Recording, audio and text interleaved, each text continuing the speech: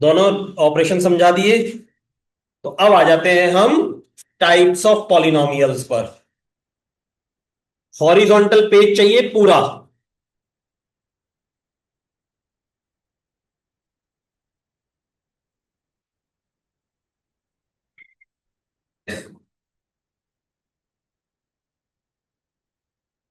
और टाइप्स पढ़ाने से पहले एक स्टार लगता है ऊपर। This classification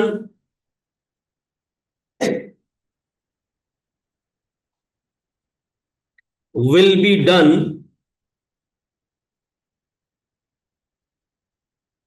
after simplifying like terms।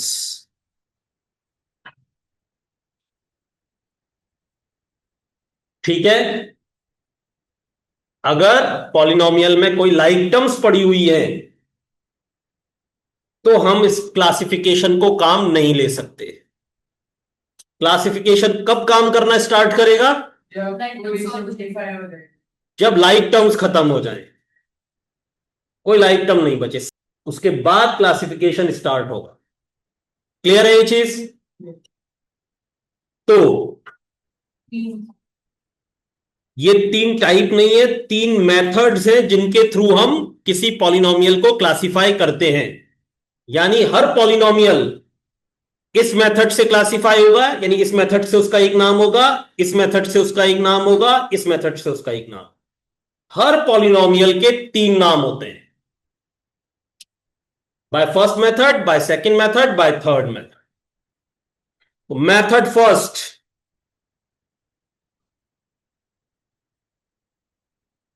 On the basis of number of variables.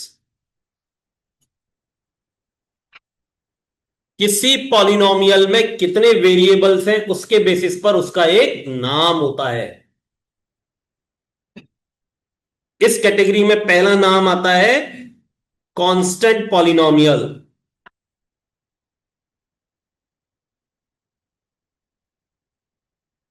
अगर पॉलिनोमियल में वेरिएबल हो ही नहीं, जीरो वेरिएबल, और जीरो वेरिएबल वाला कैसा दिखेगा पॉलिनोमियल? नंबर एक्स तो दिख गया, फिर तो वेरिएबल दिख गया। 1x⁻0 मत ही बोले फिर x⁻0।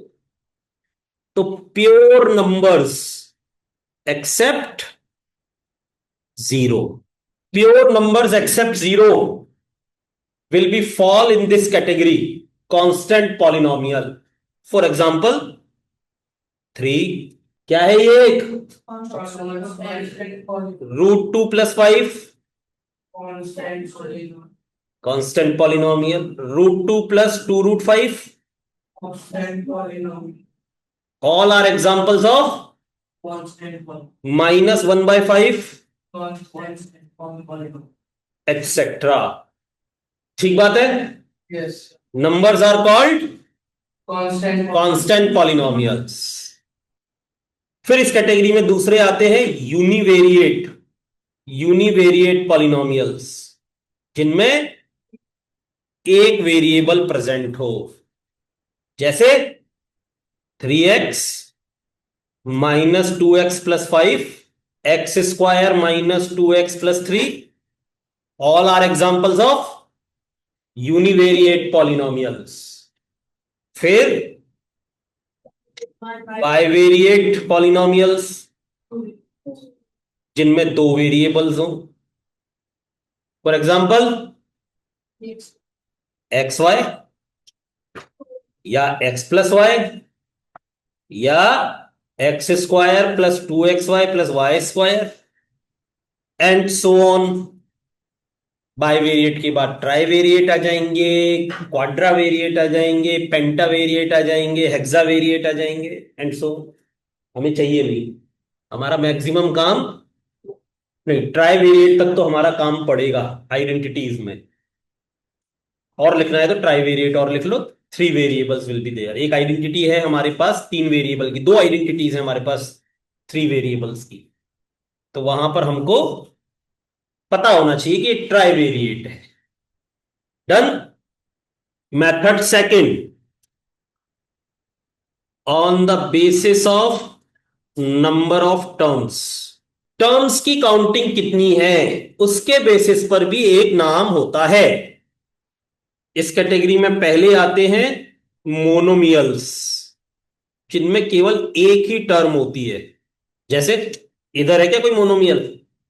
इधर कोई मोनोमियल लिखे हुए हैं क्या? तो ये कांस्टेंट मोनोमियल है ये दोनों, और ये दोनों कांस्टेंट बाइनोमियल्स हैं। इनमें दो दो टर्म्स हैं, इसलिए कांस्टेंट बाइनोमियल्स हैं, और ये दोनों कांस्टेंट मोनोमियल्स हैं। क्लियर है ये बात? इसमें कोई monomial 3x, it is univariate monomial. इधर कोई है constant x y. Bivariate monomial, bivariate monomial. Clear है चीज? मोनोमियल समझ में आया? एक ही टर्म, बीच में कोई प्लस माइनस नहीं लगना चाहिए, बीच में नहीं लगना चाहिए। आगे माइनस लग रहा है कोई फर्क नहीं पड़ता, इसको मैं माइनस एक्स वाई लिख दूंगा तो भी ये मोनोमियल ही है। ऐसा मत कहना कि सर देखो यहां तो माइनस तो लगी गया ना एक बार, और आपने कहा था कि एक बार साइन यूज होता है तो वो दो पार्ट में डिवाइड करता है। बीच में लगना चाहिए, पहले वाला साइन काउंट नहीं होता। क्लियर है? पक्कम पक्का। फिर आते हैं बायनोमियल्स, टू टर्म्स। है कोई इधर बायनोमियल्स? काउंट किए थे ना हमने। यहां पर ये दोनों, यहां पर ये, और यहां पर, दीज आर एग्जांपल्स ऑफ। फिर आएंगे ट्राइनोमियल्स, थ्री टर्म्स। फिर क्वाड्रानोमियल्स, पेंटानोमियल्स, हेक्सानोमियल्स, हेप्टानोमियल्स, ऑक्टानोमियल्स, नोनानोमियल्स एंड डेकानोमियल्स। जैसे पॉलीगन्स चलते हैं वैसे पॉलिनोमियल्स चलते हैं। पॉलीगन्स पढ़े थे 8 में, बिल्कुल वैसे ही यहां पर पॉलिनोमियल्स चलेंगे। क्वाड्रानोमियल्स, पेंटानोमियल्स, हेक्सानोमियल्स, हेप्टानोमियल्स एंड सो ऑन। ठीक है, हमें इतनी की जरूरत नहीं है। Dot dot dot. और सबसे मुश्किल का क्लासिफिकेशन, सबसे मुश्किल basis, method third, on the basis of degree. इस कैटेगरी में सबसे पहले, नहीं पहले डिग्री समझानी पड़े।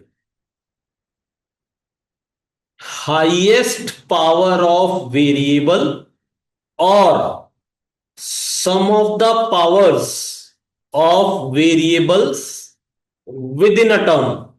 एग्जाम्पल से समझते हैं, एग्जाम्पल बनाता हूं।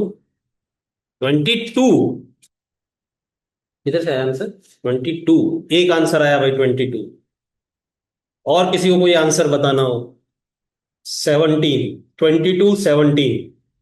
कोई इन दोनों की क्लब ज्वाइन करना चाहता है तो कर सकता है। 17 वाला क्लब आया, दो। 17 वाले 3 4 हो गए। और कोई? बस 4 5 जने आंसर देंगे, बाकी सब नोटा वाले हैं, वोट ही नहीं देंगे। और किसी का कोई आंसर? हिंट देता हूं, अभी तक सही आंसर नहीं आया है। 18, एक और आंसर आया 18। 11, एक और आंसर आया 11। 16, 16 17 18 सब आ गए। 11 भी आ गया, 22 भी आ गया, 16। और किसी का कोई आंसर बचा है? किसी का कुछ? 9 इज करेक्ट आंसर। अब बताता हूं क्यों। तो डेफिनेशन क्या कहती है? हमें टर्म वाइज अलग अलग पावर कैलकुलेट करनी है।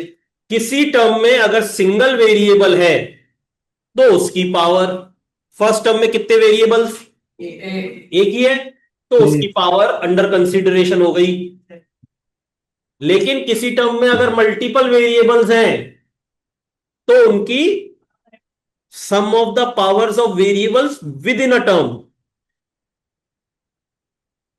अगर किसी टर्म में मल्टीपल वेरिएबल्स हैं तो उनकी पावर का सम चेक किया जाता है।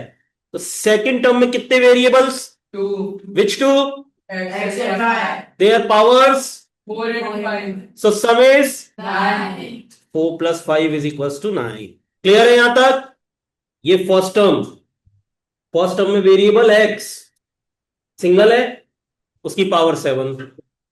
सेकंड टर्म, ये पूरी टर्म सेकंड है, इसमें कितने वेरिएबल्स, विच टू, उनकी पावर्स का सम, एक्स की पावर 4 वाई की power 5, sum is 9।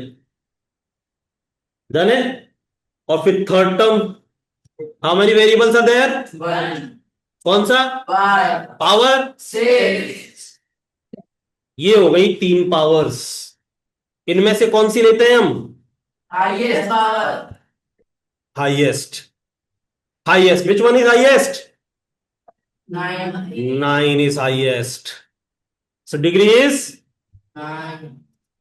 is a pure number, pure natural number, नहीं नेचुरल नंबर नहीं, होल नंबर, जीरो भी हो सकती है degree. Degree is a pure whole number.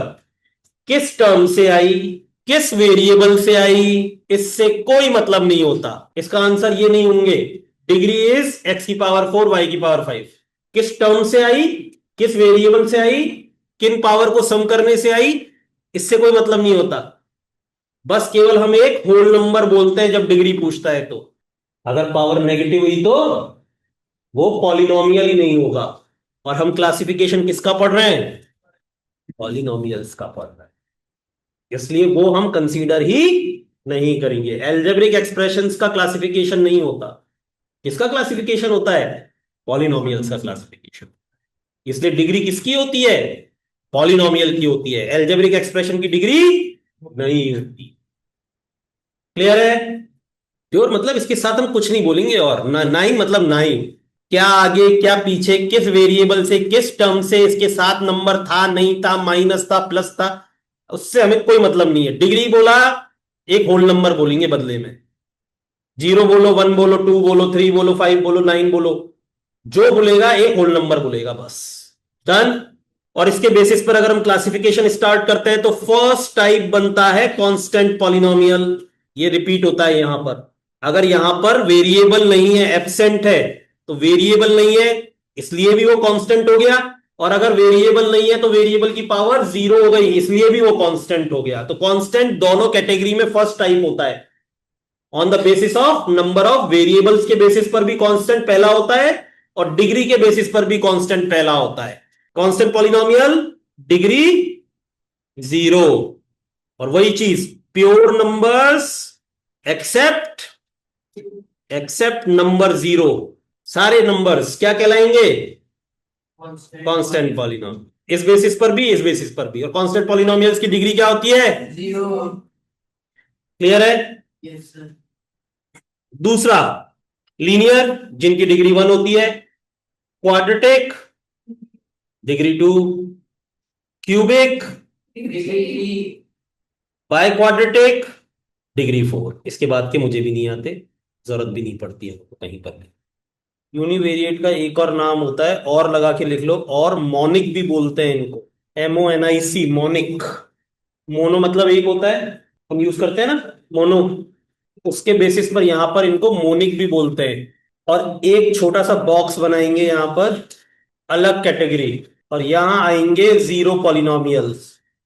कौन आएगा इस बॉक्स में, 0 पॉलिनोमियल्स। नंबर 0 यानी ये इज कॉल्ड 0 पॉलिनोमियल। नंबर 0 को क्या बोला जाता है, 0 polynomial. It can not be classified by any of above methods. इसको ऊपर वाले किसी मेथड से क्लासिफाई नहीं कर सकते। ऐसा नहीं कहेंगे कि सर 0 में तो एक ही टर्म है ना, तो इसको मोनोमियल बोल दो ना। 0 को 0 पॉलिनोमियल बोला जाता है, कोई भी और नाम नहीं दिया जाएगा 0 को। अपनी कैटेगरी में अकेला वो है ये पॉलिनोमियल।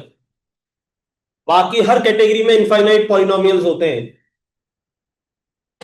इसके लिए अलग से एक कैटेगरी बनती है। The number 0 is called 0 polynomial.